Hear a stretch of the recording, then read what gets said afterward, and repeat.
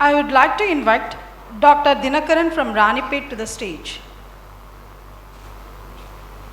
He will address on anesthesiologist's point of view in OSA.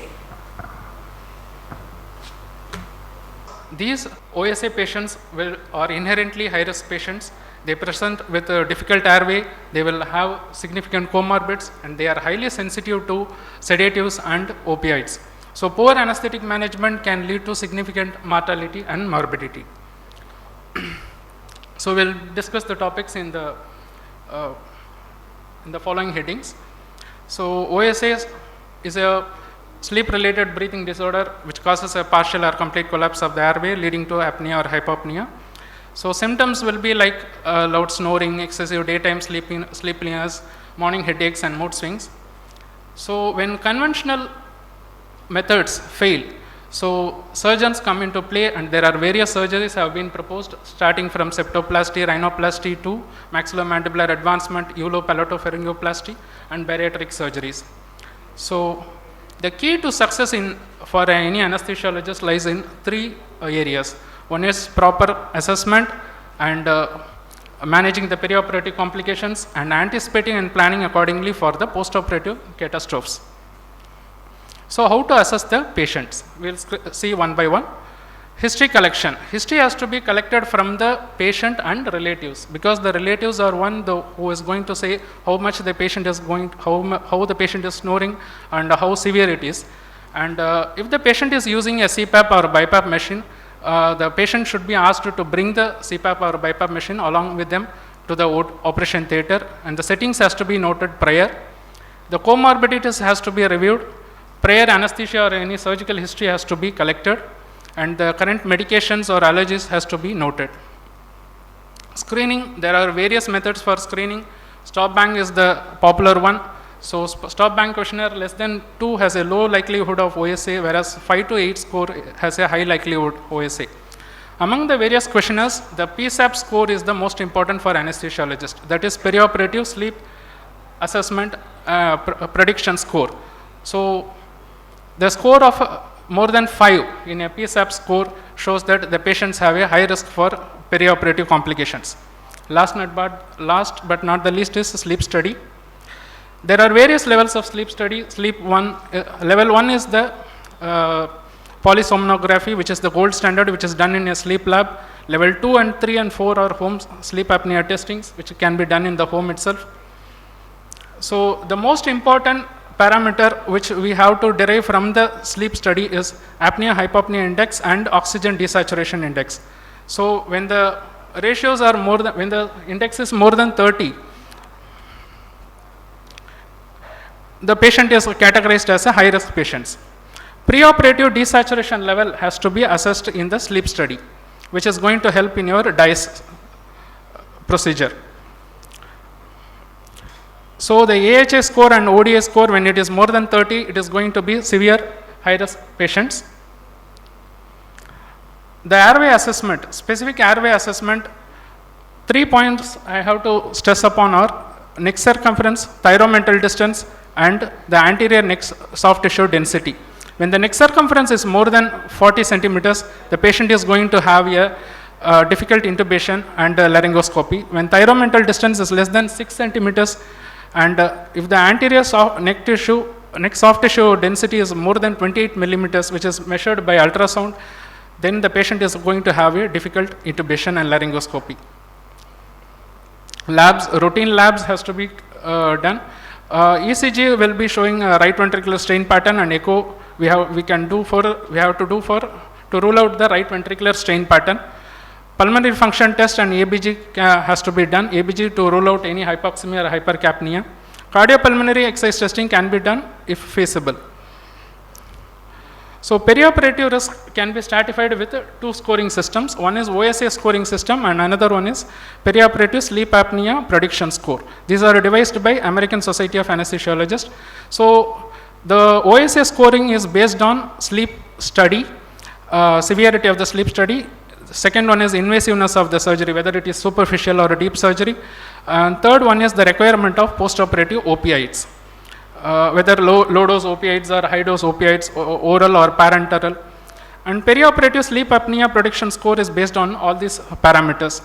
Any score more than 5 has an increased perioperative risk. So sleep-related surgeries and procedures, DIAS, drug-induced sleep endoscopy.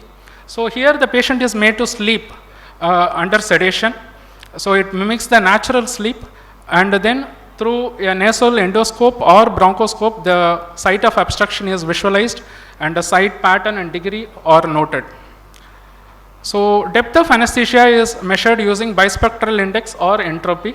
Bispectral index is one which processes your EEG patterns and gives a single value. It ranges from 0 to 100. So 0, there is an isoelectric pattern, and 100 patient will be fully awake. So our target for BIS is 50 to 70. Entropy measures the irregularity in EEG pattern. So awake brain will be having a high entropy, and deep anesthesia will be having a low entropy. So again, these values, target values are 40 to 60. Why depth of anesthesia has to be measured in DICE procedure? It is because we have to titrate the sedation accordingly. So the depth of anesthesia has to be measured. So how do we give anesthesia for a DICE procedure? So the patient should be, the procedure should be clearly explained to the patient, and a proper consent should be obtained from the patient. The OT environment should be a quiet environment, and dim light should be there. The standard ASA monitor should be attached, and through a nasopharyngoscopy or bronchoscopy, the site of obstruction is visualized. A difficult airway cart should be available for any airway catastrophes. So oxygen should be given through nasal cannula. Nasal airways or oral airways will be irritable to the patient. Awareness and depth is measured through BIS or entropy. The sensors will be attached to the forehead of the patient. So the goals are like the sedation should not be not too deep or not too shallow, because it may cause underestimation or overestimation of the obstruction. So target BIS values will be like 50 to 70. Patient should be allowed to snore and desaturate. So that's why we should know the preoperative oxygen desaturation index from the sleep study. Sedation, we can give a benzodiazepine along with an antisylagogue to mitigate the secretions. Patient can be induced with propofol or dexmedetomidine. Propofol dose is 1 to 2.5 milligram per kilograms, and dexmedetomidine 1 max per kg. If you have target control infusion, we can use the target control infusions.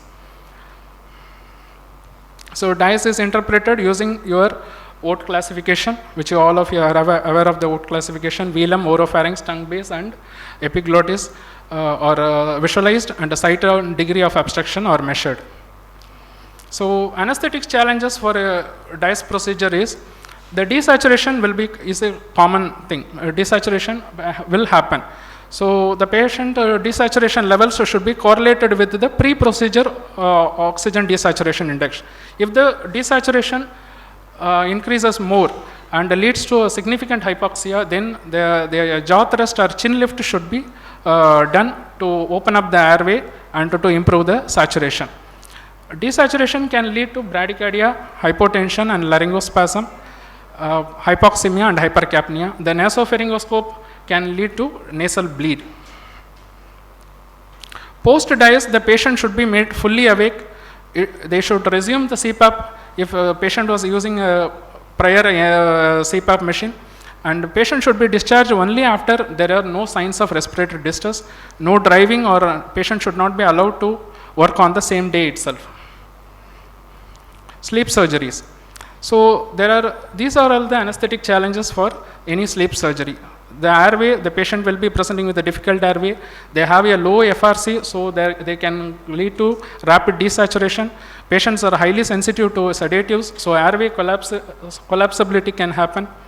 Patients have a high sensitivity to the sedatives and opiates. Intraoperatively, the challenges are the patient positioning is a problem. So patient's OT table has to be adjusted, and 2 OT tables may be needed, or OT table with extensions may be needed. Supine position usually worsens the airway obstruction.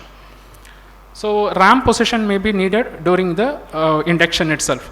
Post-operatively, patient may have a respiratory depression, hypoxemia, hypercapnia, or surgical site bleeding. So for difficult intubation, we have the following options like a video laryngoscope, TAS scope, fiber optic bronchoscope, intubating LME, and if feasible, awake intubation. So the perioperative management, these are based on guidelines. So apart from collecting the proper history and records review, we have to get the consent, we have to explain the procedure properly to the patient, and we have to get the consent. CPAP should be initiated preoperatively if the patient uses regularly. Anticipated difficult airway, so difficult airway card should be available along with a fiber optic bronchoscope. Patient should be kept in a RAM position. So RAM position is nothing but keeping sheets underneath the shoulder and head where the oral, pharyngeal and laryngeal access come in line, so that it makes the things easy for intubation and laryngoscopy. Otherwise, we have to use the short-acting opiates, because long-acting opiates or long-acting sedatives can redistribute again after the surgery, and they may cause residual weakness and residual paralysis. So patient has to be intubated with using a rapid sequence induction. So by giving required pressure, the patient has to be intubated. Recruitment maneuver has to be initiated after intubation, and positive pressure ventilation should be given. Non-opioid analgesics are usually needed, because opioid analgesics may worsen the residual. Opioid analgesics are because patients are highly sensitive to the analgesics, and opioid analgesics may worsen the post-operative respiratory weakness. So extubation should be done with adequate reversal. Patient should be adequately reversed. Avoid deep extubation. Patient should be extubated when fully awake. Extubation should be done in a non-supine position or in a RAM position, semi-recumbent position. Post-operative catastrophes, three things can happen. So one is bleeding, second one is laryngospasm, and third one is post-obstructive pulmonary edema. Bleeding is the worst catastrophe that can lead to a loss of airway. So a mild suction should be done before extubation. Hemostasis should be checked by the surgeon. Antifibrinolytics like tranexamic acid can be given before extubation. Channelized nasal packs are available nowadays, so you can use channelized nasal packs. If at all, if the airway loss happens, front of neck access should be done, like cricothyroidotomy sets or tracheostomy sets should be available. Laryngospasm, because of the secretions and bleeding, laryngospasm can happen. This will lead to stridor, paradoxical breathing, desaturation, and bradycardia.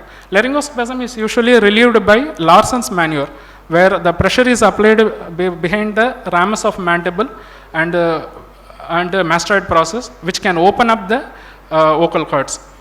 If the laryngospasm is not relieved, you can deepen the anesthesia with propofol, and if it is not relieved further, you can use scoline for reintubation. Post-obstructive pulmonary edema can happen because of laryngospasm.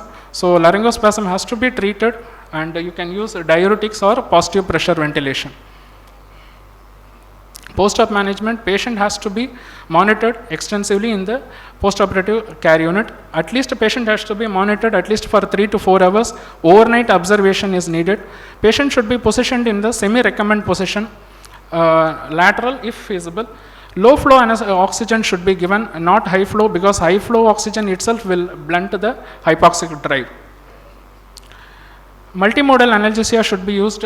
Opioids, short-acting opiates can be used. Opioid patches can be used. We use opioid patches like fentanyl or buprenorphine patches. Non-opioid analgesics like paracetamol, NSAIDs, ketorolac can be used. CPAP and BiPAP machine, if patient is using, resume as soon as possible. If at all, if not possible, NIV can be used. Other miscellaneous things, DVT prophylaxis, antiemetics, early mobilization has to be done. These are all the patches available, like fentanyl patches and buprenorphine patches are available. Diclofenac patch also is available. If this is patient-controlled analgesia, so IV patient-controlled analgesia can be used with short-acting opiates. So take-home message is nothing but OSA itself is a risk factor. Proper pre-op optimization is the key factor. So you have to anticipate a difficult airway and perioperative challenge. Avoid deep extubation. This is the most important point because deep extubation may lead to worst respiratory catastrophes. Opiate sparing analgesia whenever feasible. And there should be an extended postoperative monitoring and CPAP resumption whenever feasible. So these are the guidelines which helped me to prepare the slides, American Society and Society of Anesthesia and Sleep Medicine guidelines. Thank you.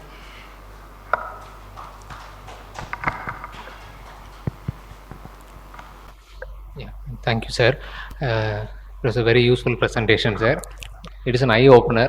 In case of sleep OSA surgeries, even though we perform very good surgeries, the role of anesthesia is very important.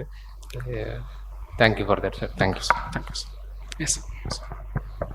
Sir, apart from the lowest level of desaturation, anything you are worried about that polysomnography reports? Will you look for any other finding other than the lowest level of desaturation? Yes, sir. Look for central apnea. If patient is having other than obstructive apnea, central apnea plays some role. Yes, sir. Will you worry about central apnea? Yes, sir. We have not come up across these cases, central apnea cases. But apart from things, we have worried about this AHI and ODI scores alone, sir. So that is the most important thing. That may lead to further catastrophes. Central apnea we have not encountered, sir, so far. Yes. Thank you. Thank you. Sir. Thank you, doctor.